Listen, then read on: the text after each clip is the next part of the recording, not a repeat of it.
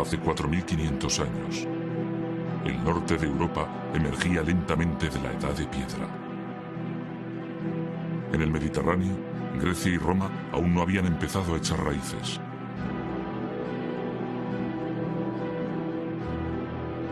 Mesopotamia todavía estaba muy lejos de la llegada del gran imperio asirio. Pero en el sur, en la zona nororiental de África, tomaba cuerpo algo sin paralelo en la antigüedad.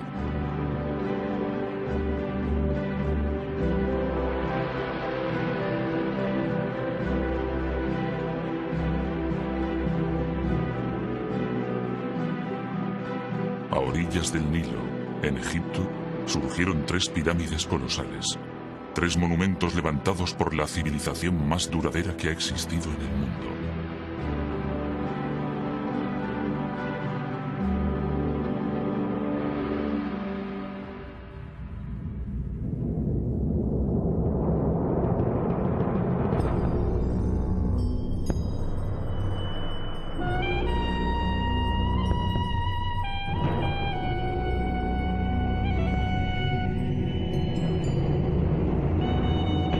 Egipto.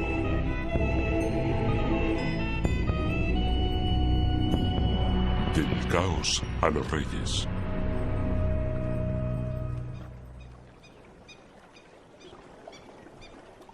Cuando el historiador griego Heródoto visitó Egipto, 4 siglos y medio antes de nuestra era, quedó impresionado. Las maravillas eran mayores que en cualquier otro país, observó.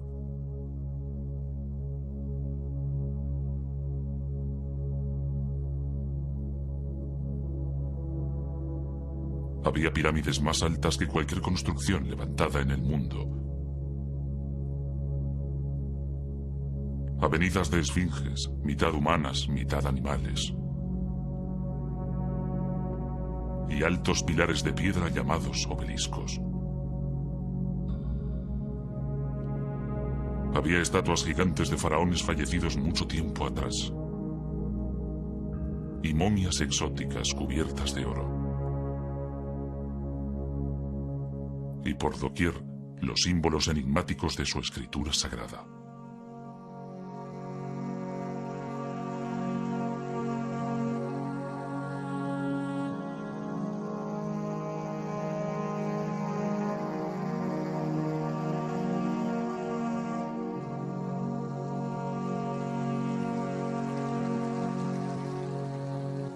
Aquí, llegada de los abismos del tiempo, había una civilización que había florecido durante más de 3000 años. Para los antiguos, Egipto ya era antiguo.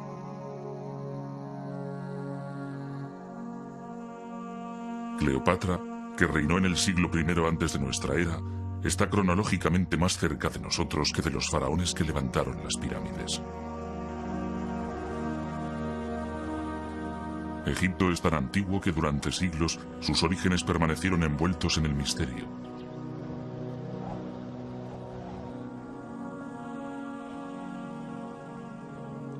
Incluso los propios egipcios no tenían una idea precisa de su antigüedad ni de su origen.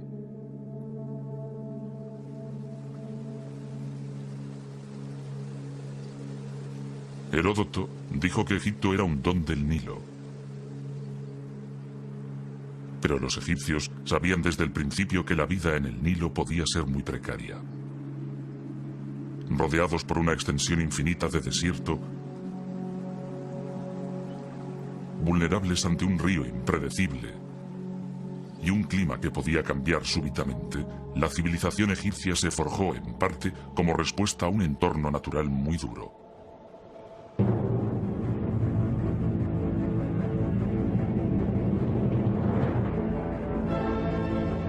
Los egipcios lo llamaban caos.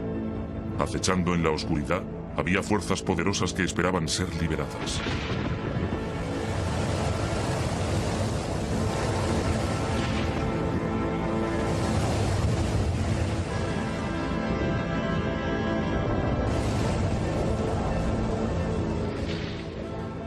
La catástrofe podía llegar en cualquier momento y por ello los egipcios se aferraban a una creencia profunda.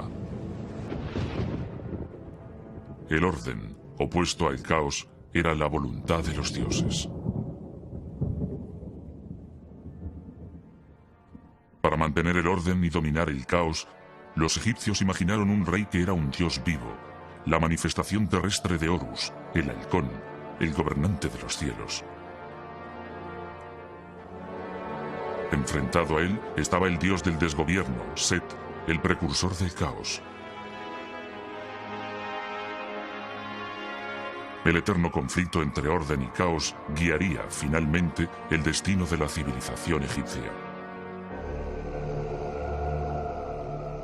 Pero la verdadera historia de lo que ocurrió se desvaneció con el paso del tiempo.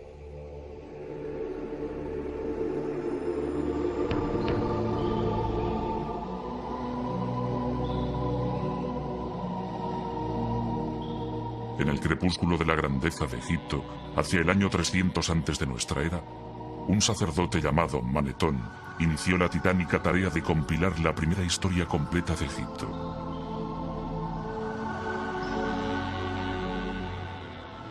Pudo haber sido un reto desalentador, pero en las bibliotecas de los templos y en los muros de los lugares más sagrados de Egipto ya se habían escrito algunos volúmenes.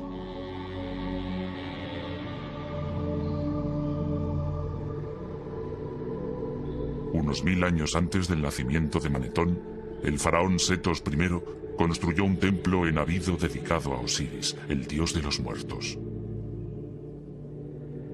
En una extraordinaria sala de los antepasados, su hijo, el futuro Rameses II, aparece leyendo un papiro. El documento, grabado en el muro con escritura jeroglífica, contiene una lista de 76 nombres reales en orden cronológico.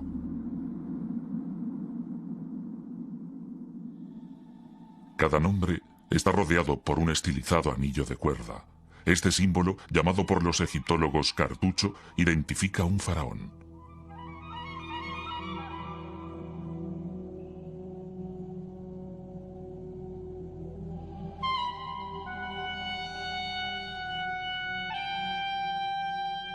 Utilizando documentos como este, Manetón dividió su historia en 30 dinastías reales.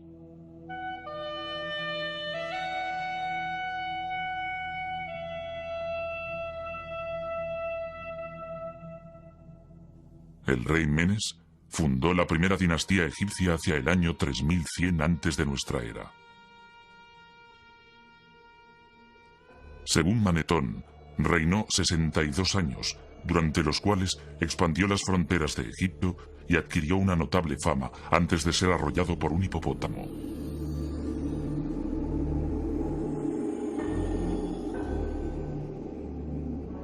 Antes del reinado de Menes, Egipto había sido gobernado por unos semidioses llamados espíritus de los muertos.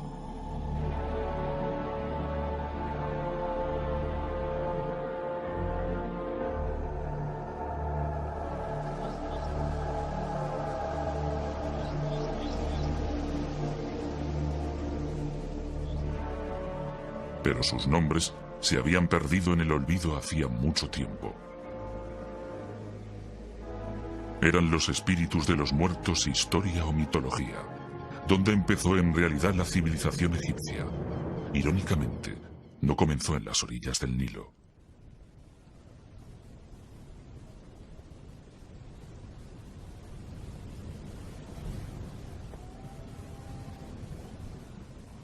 A más de 100 kilómetros al oeste del río, en el desierto del Sahara, el calor es tan sofocante y la sequedad tan pronunciada que la lluvia se evapora antes de llegar al suelo.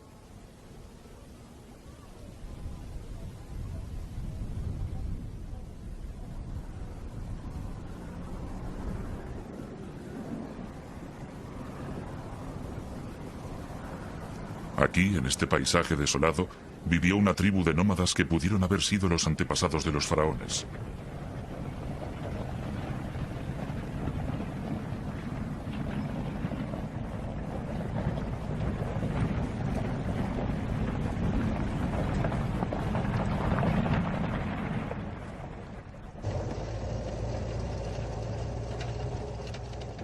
Fred Wendorf, de la Universidad Metodista del Sur de Dallas, Texas, dirige un equipo internacional de arqueólogos que han batido el desierto buscando rastros de la presencia del hombre.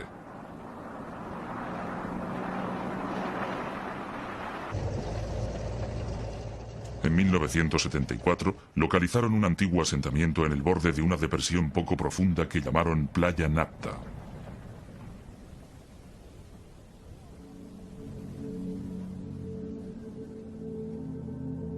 El Sahara no fue siempre seco y árido. Las fechas obtenidas por radiocarbono revelan que, hacia el año 8000 antes de nuestra era, el monzón tropical africano se desplazó hacia el norte, dando lugar a la caída de lluvias torrenciales en el desierto y a la formación de lagos estacionales. Uno de estos lagos fue Playa Napta. Aquí, rodeados por zonas de pastos para alimentar a su ganado, la gente podía protegerse del calor y de las variaciones climáticas del desierto.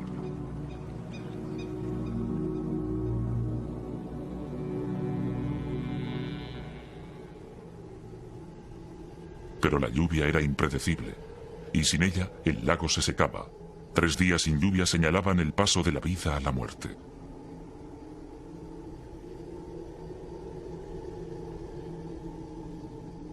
Cuando la supervivencia estaba en entredicho, sucedió algo sorprendente.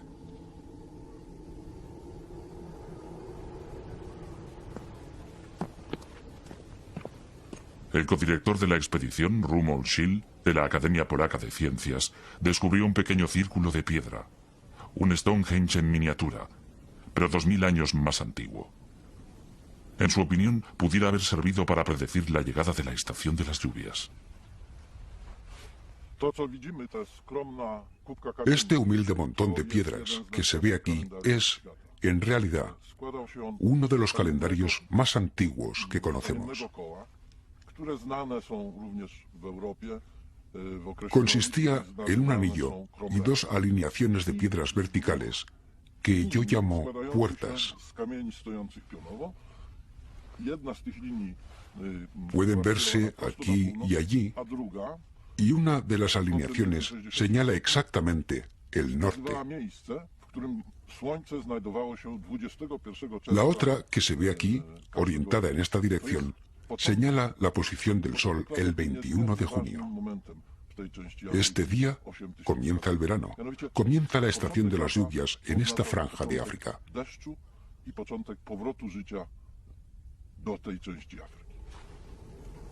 El descubrimiento de este calendario circular solo fue el inicio de una serie de hallazgos. Cerca de allí se encontraron varias piedras colocadas formando círculos que marcaban la situación de hoyos profundos.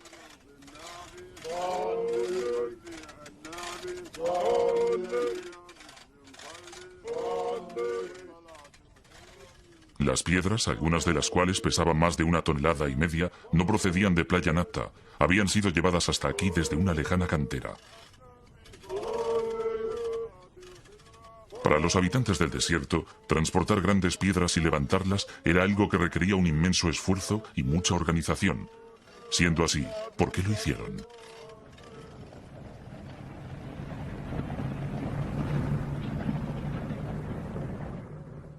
Fred Wendorf cree que podrían señalar la posición de tumbas de personajes importantes u honrar a sus espíritus. Tal vez la tumba de alguien con suficiente poder para interceder ante los dioses y atraer la lluvia. Uno de los objetos más imponentes fue hallado en este hoyo, tal vez la última morada de un caudillo o un gobernante. A primera vista parecía un bloque normal, pero cuando Wendorf lo examinó con más detalle, resultó ser una escultura primitiva.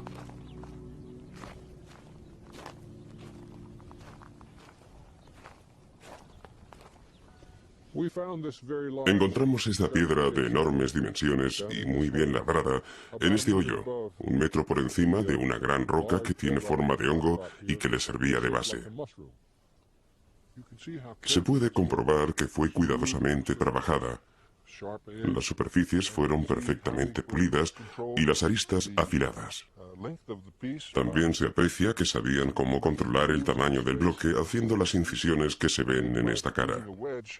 Después, mediante una cuña, quitaban los pedazos sobrantes en los lugares exactos que querían. Es un ejemplo impresionante de piedra labrada y podría señalar el inicio de la fascinación de los egipcios por los trabajos con grandes piedras.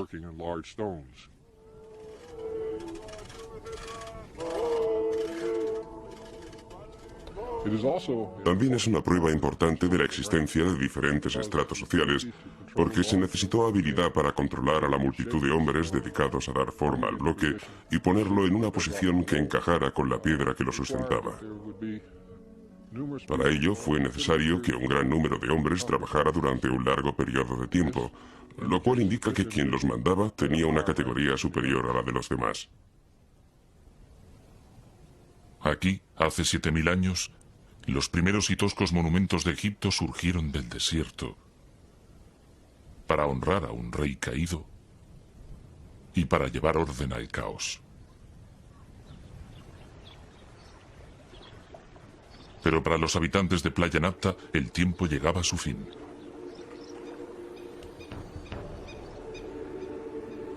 Hacia el año 5000 antes de nuestra era, el monzón de verano volvió a cambiar de ruta, dirigiéndose ahora hacia el sur. La lluvia finalmente cesó y los oasis, como el de Playa Napta, se secaron para siempre.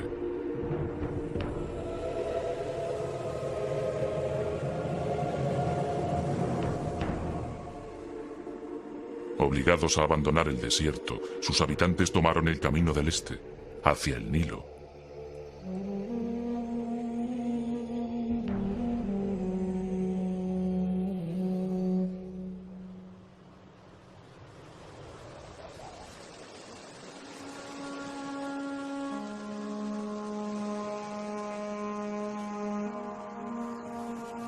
El Nilo es la sangre que da vida a Egipto.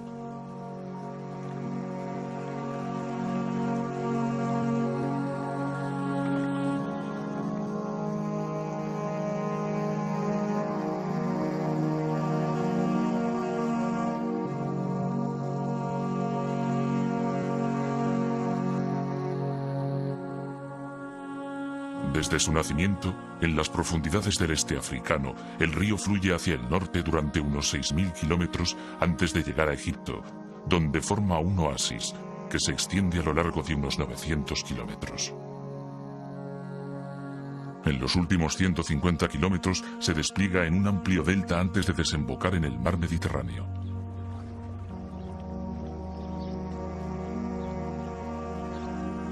Para la historia egipcia, el Nilo fue a la vez una bendición y una maldición.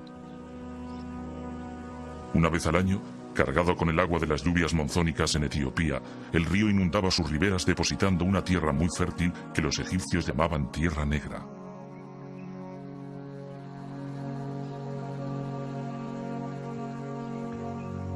Sin el río, Egipto sería estéril. Con él, es una de las regiones más fértiles de la tierra.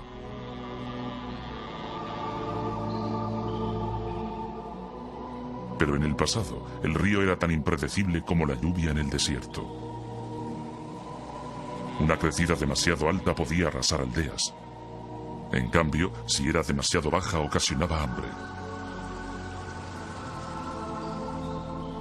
Para escapar del caos de la incertidumbre, los egipcios idearon el primer calendario del mundo basado en 3 estaciones de 4 meses cada una. Es el modelo del calendario que utilizamos en la actualidad. Pero entonces no estudiaban el tiempo, estudiaban el Nilo.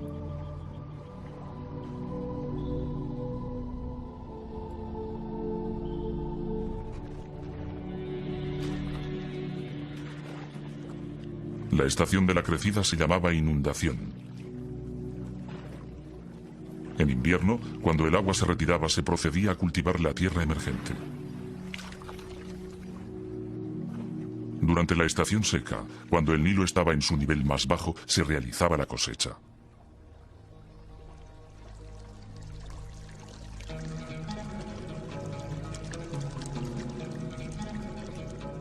Trabajando unidos, los egipcios abrieron pozos, levantaron diques para proteger sus aldeas y desarrollaron los rudimentos de la geometría para volver a establecer, después de cada inundación, las lindes de sus propiedades.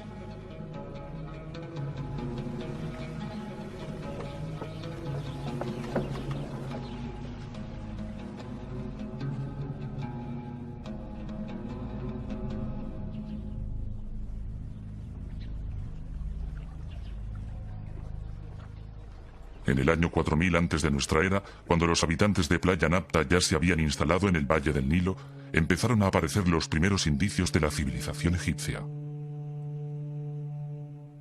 Alfarería bellamente decorada. Paletas en forma de animales para mezclar cosméticos.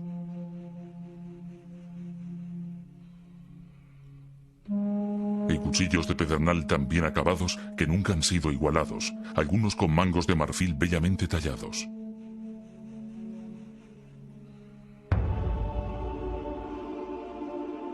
Gradualmente, entre los años 4000 y 3000 antes de nuestra era, emergieron dos poderosos reinos. Al discurrir el río de sur a norte, el reino que floreció en el delta del Nilo recibe el nombre de Bajo Egipto, la tierra de las plantas de papiro. El reino del Alto Egipto, la tierra del loto, se desarrolló en el valle del Nilo. Los símbolos de las dos tierras se entrelazan a través de la historia egipcia. Significan la unión de dos territorios para formar la primera gran civilización del mundo.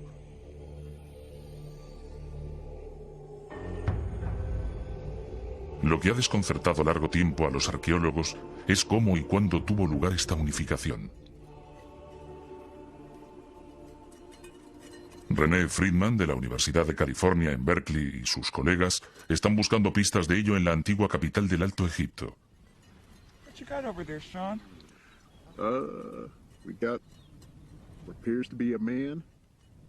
Llamada por los griegos Hieracómpolis, la ciudad del halcón fue la primera ciudad egipcia.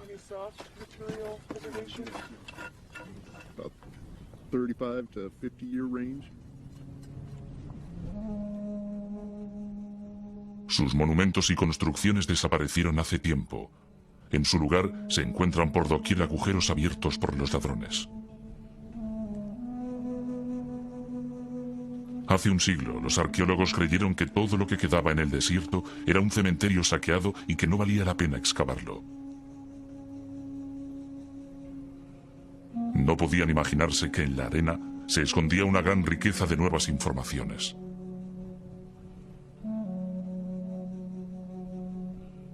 Recientes descubrimientos muestran que hace 5500 años Hieracómpolis era uno de los asentamientos más importantes que se levantaban a orillas del Nilo.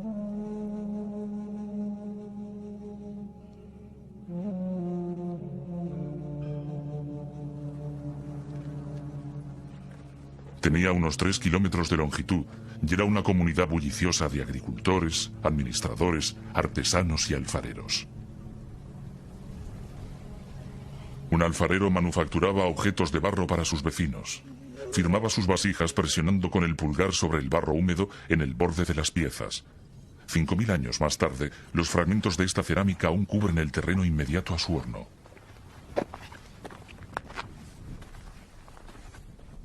A causa de un grave accidente, todavía es posible identificar su casa. Estos son los restos de la casa del alfarero. En todo Egipto es la casa más antigua que se ha conservado y su buen estado de conservación se debe a que el alfarero trabajaba demasiado cerca de su vivienda. Por fortuna nuestra y desgracia suya, cierto día un cambio de viento hizo que el fuego del horno superara la corta distancia que había hasta su casa y la incendiara. El fuego quemó y endureció el limo y el adobe que formaban la parte inferior de la casa, reduciendo las vigas y las esteras de sus paredes al carbón y a las cenizas que vemos aquí.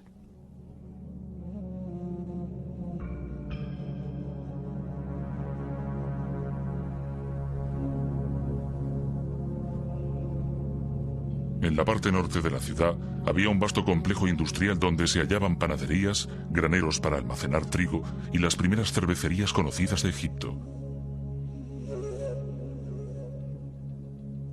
Pero el edificio más importante de Hieracómpolis fue descubierto en 1985, cuando los arqueólogos encontraron varios agujeros de 1,80 m de profundidad, lo suficientemente grandes como para alojar unas inmensas columnas de madera de 6 metros de altura. Estas columnas formaban la fachada de un santuario inmenso que debía dominar el complejo del templo y toda la ciudad de Hieracómpolis.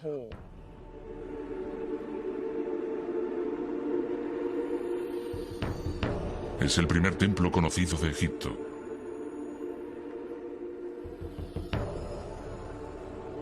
En ninguna parte era más evidente el poder del faraón. Durante las ceremonias rituales, el faraón, sentado en su trono, asistía al sacrificio de animales al dios halcón Horus, el patrón de todos los futuros reyes de Egipto.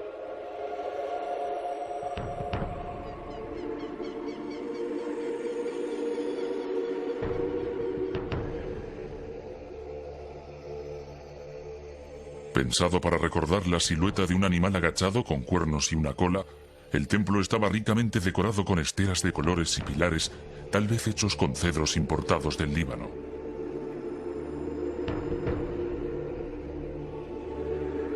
Fue el prototipo de todos los grandes complejos de templos que se construirían en el futuro y dominaba el paisaje de Hieracómpolis.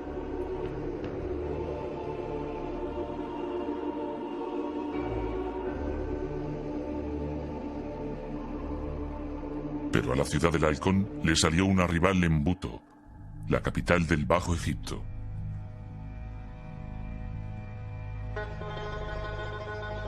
Situada al norte del Cairo moderno, en el delta del Nilo, todo lo que queda de Buto es un enorme montículo de tierra y escombros. Y estas piedras y estatuas que datan de 2000 años después.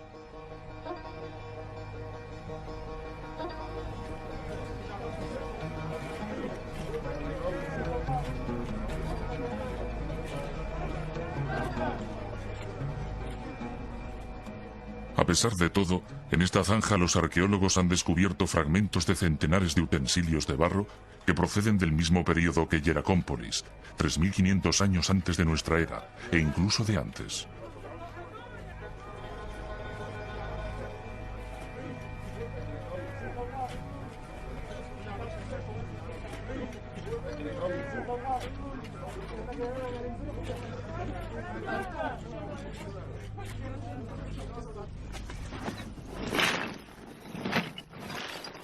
Dina Faltings, del Instituto Arqueológico Alemán, es la responsable de la excavación y una experta en el estudio de cerámica antigua.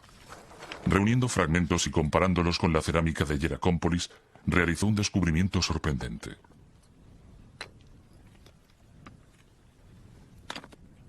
Buto, en tiempo remoto, había albergado una cultura muy diferente. Los utensilios de Buto no alcanzaban la perfección de los del Alto Egipto.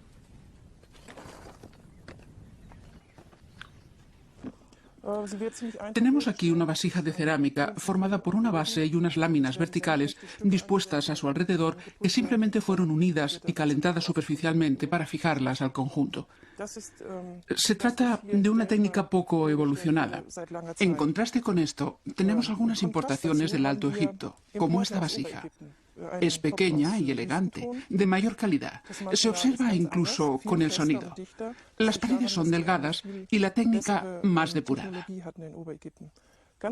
En el Alto Egipto tenían mejores hornos y evidentemente los habitantes del Bajo Egipto que hicieron estas vasijas lo sabían. Trataron de imitarlos, pero como su conocimiento del oficio y su desarrollo técnico eran inferiores, los resultados fueron deficientes, como ponen de manifiesto estas vasijas que hemos encontrado.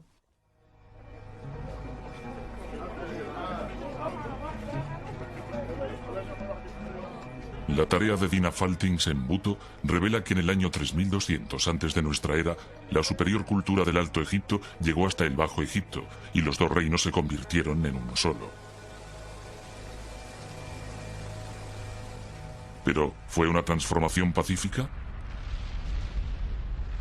¿O fue sangrienta?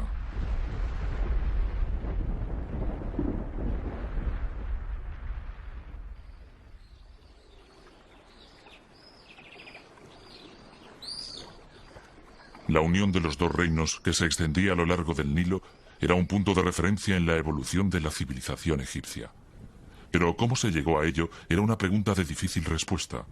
Todo lo que tenían los arqueólogos para basar sus teorías era un objeto encontrado en Hieracómpolis en 1898.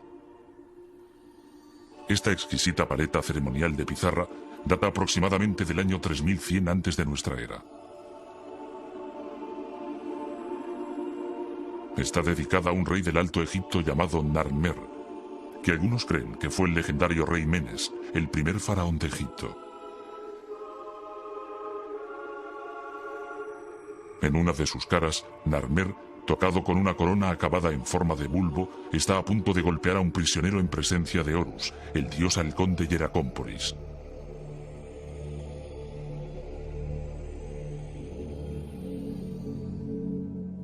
En la otra cara de la paleta, Narmer, tocado con una corona adornada con una lengua enroscada, aparece en una procesión que se dirige hacia unos prisioneros decapitados. Dos leones, con sus largos cuellos entrelazados, simbolizan la unificación. La clave para entender la paleta de Narmer son las coronas.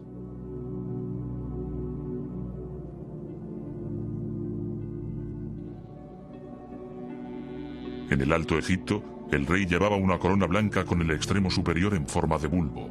En el Bajo Egipto, una corona roja con una larga y prominente lengua. Juntas forman una doble corona que significa que el faraón se ha convertido en el señor de las dos tierras.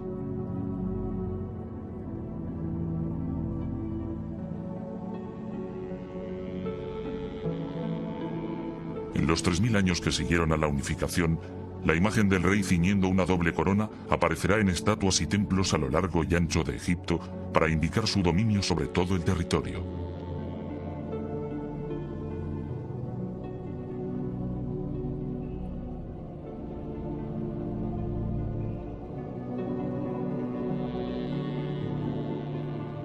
La paleta de Narmer parece confirmar que la unificación se llevó a cabo después de una conquista sangrienta. Durante un siglo fue la única prueba de ello, hasta que apareció un pequeño objeto en el cementerio real más antiguo de Egipto, Abido.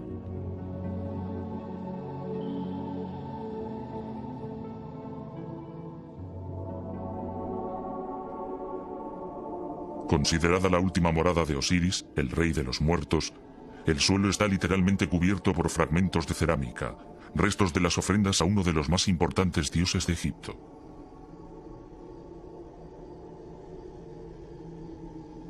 Mucho antes que los faraones construyeran las pirámides o tallaran sus tumbas en el Valle de los Reyes, los primeros gobernantes de Egipto fueron enterrados aquí en grandes tumbas construidas con adobe.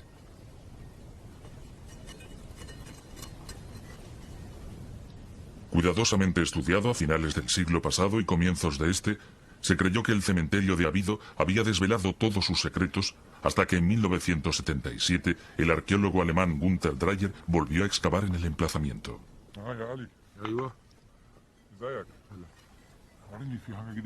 Desde entonces, él y su equipo han investigado de nuevo las tumbas de varios de los primeros reyes, incluyendo la del rey Narmer.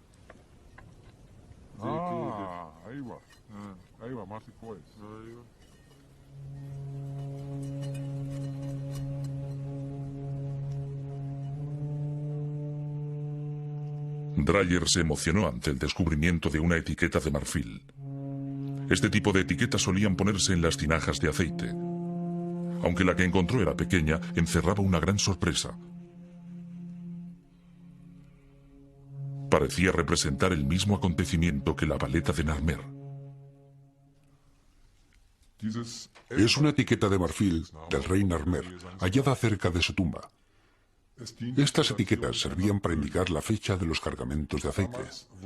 En aquella época, las fechas se indicaban con los nombres de los años y estos nombres se elegían basándose en los acontecimientos más importantes del año correspondiente. En este caso, es una victoria del rey Narmer sobre los pueblos del delta. Y obviamente, es el mismo acontecimiento representado en la paleta de Narmer. De ello podemos concluir que la paleta de Narmer hace referencia a un hecho histórico que tuvo lugar en un año determinado. Pero la etiqueta es solo una pieza de un rompecabezas. Otro descubrimiento realizado en Abido sugiere que el proceso de unificación había empezado mucho antes del reinado de Narmer, por lo menos 5 generaciones antes. Bajo estos montículos de escombros, Dreyer encontró las tumbas de los reyes de una desconocida dinastía anterior que ahora los egiptólogos llaman la dinastía Cero. En las tumbas había otras etiquetas, algunas incluso más sorprendentes que la primera. Aquí, grabada en marfil, estaba la prueba clarísima de que los egipcios habían elaborado un sistema de escritura totalmente desarrollado, no solo antes de lo que se pensaba hasta entonces, sino incluso antes de que lo hicieran los sumerios en Mesopotamia, a los que se consideraba los primeros en producir un lenguaje escrito.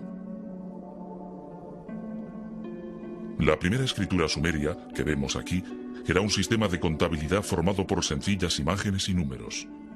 La escritura egipcia ya contenía signos que correspondían a sonidos, como los alfabetos modernos. Todos los signos jeroglíficos de estas etiquetas representan sonidos. La serpiente representa el sonido Y. Junto a 2 triángulos forma la palabra Yu, que significa montaña. Estos símbolos significan las montañas de la oscuridad y se refiere al oeste, el lugar por donde se pone el sol.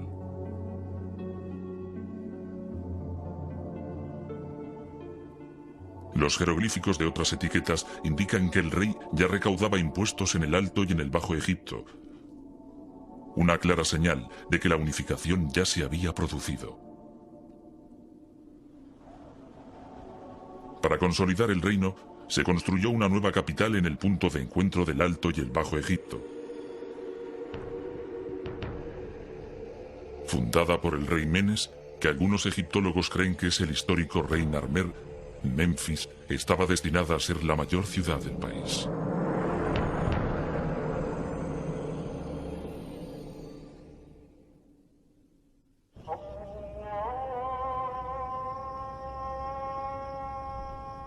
Durante 3000 años, los faraones gobernarían Egipto desde Memphis. Hoy, de aquella ciudad solo quedan ruinas, pero nada que date de los tiempos del rey Narmer. Los egiptólogos hace tiempo que creen que la antigua capital siempre estuvo situada aquí.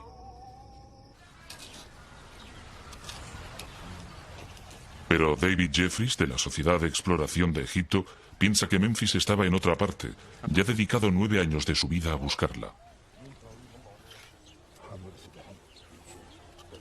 Utilizando una sencilla perforadora manual, tomó una serie de muestras en los campos que hay a 3 kilómetros al oeste de las ruinas. Los sondeos señalaron una importante capa de objetos situada a 3 metros de profundidad.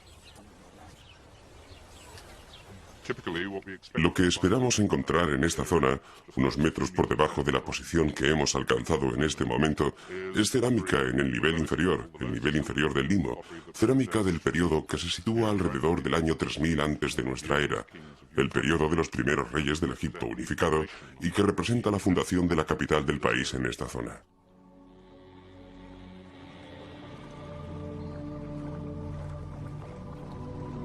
¿Cuál pudo ser la causa de que la primera capital de la nación, una gran ciudad con palacios y templos, casas y edificios administrativos, decidiera cambiar de emplazamiento? 2 grandes fuerzas naturales, el desierto y el Nilo. Ahora estamos en los límites del desierto occidental, mirando el valle del Nilo hacia los riscos orientales.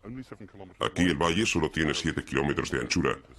Es tan estrecho como en cualquier otra parte del norte del valle, y lo que creemos haber demostrado, estamos mirando hacia el área donde hemos estado haciendo estos sondeos, lo que creemos haber demostrado es que aquí el río fluía muy cerca de los límites del desierto y que la ciudad se extendía a lo largo del río, exactamente debajo de donde nos hallamos. Y que al llegar la arena del desierto occidental y al mismo tiempo desplazarse el río hacia el este, la ciudad siguió el movimiento del río hasta donde hoy están las conocidas ruinas de Midrashina, a unos 3 kilómetros a través del valle. El caos de los cambios del Nilo, por una parte, y el crecimiento del desierto, por otra, persiguieron a los egipcios durante toda su historia.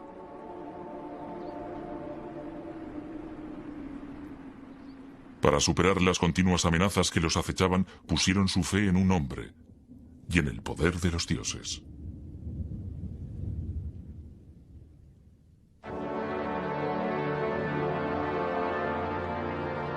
Para protegerse del desastre, los egipcios confirieron a su rey un poder absoluto y le adoraron como a un dios. Solo una divinidad podía hablar con los dioses y solo una divinidad podía alejar el caos.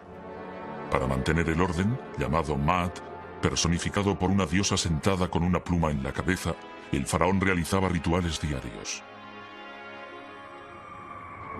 Para apaciguar a los dioses, construía lujosos templos provistos de comida, bebida y otras ofrendas.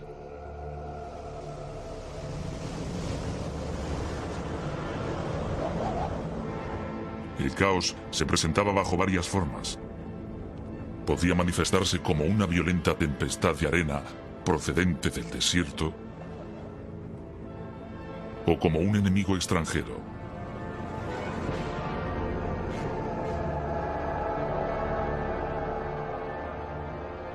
A través de la historia egipcia se repite una y otra vez la imagen de los faraones como guerreros triunfantes.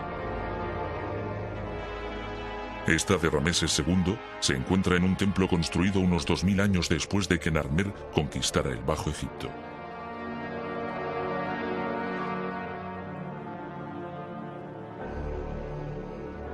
Seguramente Rameses nunca condujo un ejército al combate. La imagen es más simbólica que real. Un mensaje que indicaba a todos los que lo veían que el rey cumplía su deber sagrado de mantener Maat, el orden divino.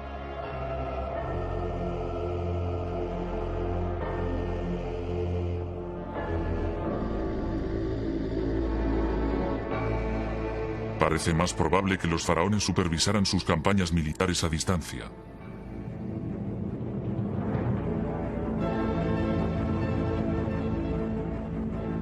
En el año 2280 antes de nuestra era, un importante oficial de la corte llamado Uni hizo que esculpieran los detalles de su extraordinaria carrera en los muros de su tumba.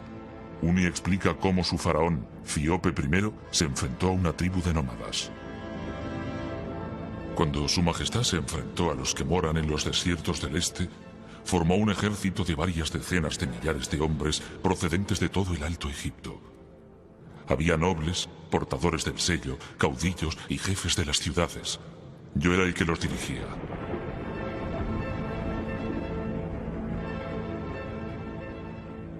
Este ejército volvió sano y salvo. Había asolado la tierra de los moradores de la arena. Había saqueado sus plazas fuertes. Había incendiado sus mansiones. Su Majestad me alabó grandemente por ello.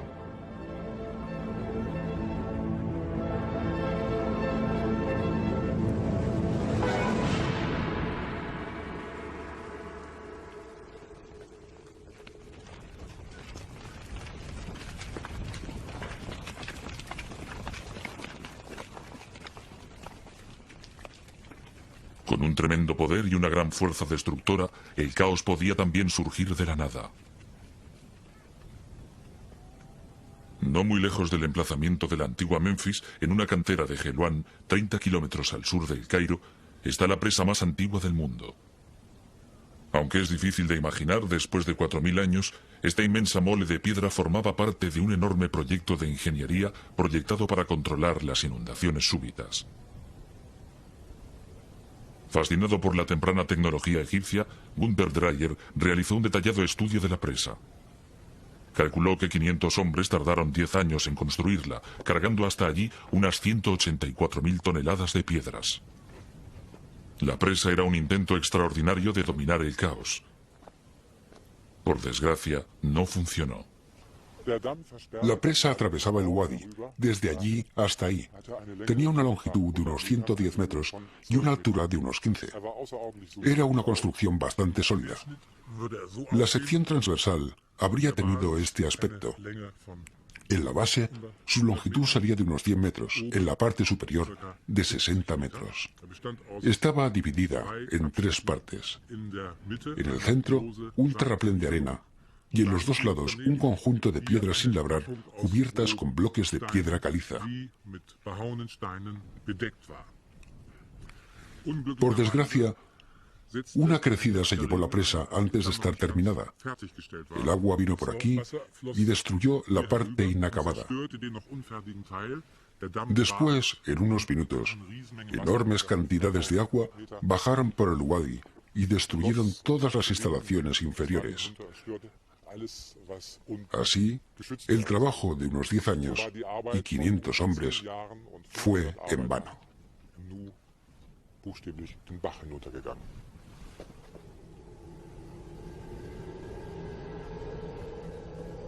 Para los egipcios que la construyeron, el desastre fue una trágica advertencia de lo destructivas que podían ser las fuerzas de la naturaleza y de la necesidad de una vigilancia constante.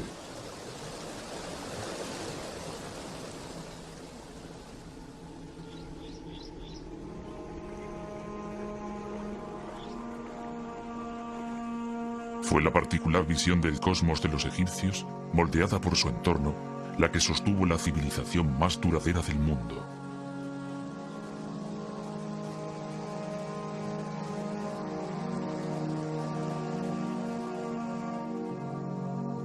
En el centro de todo ello estaba el faraón.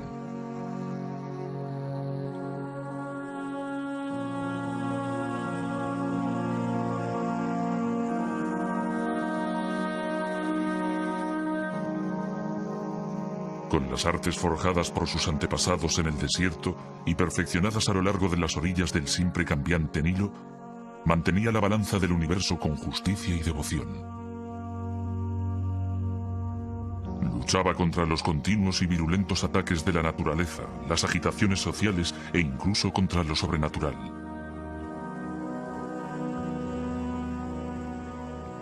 Pero al final, había una última batalla contra el caos de la que nadie podía escapar. Aunque el faraón era un dios, también era un hombre. Debía morir.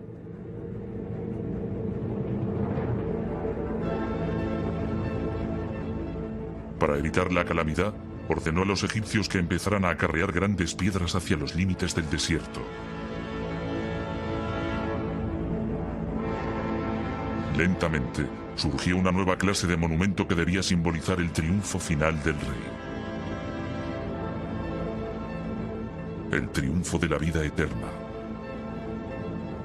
Había empezado la era de las pirámides.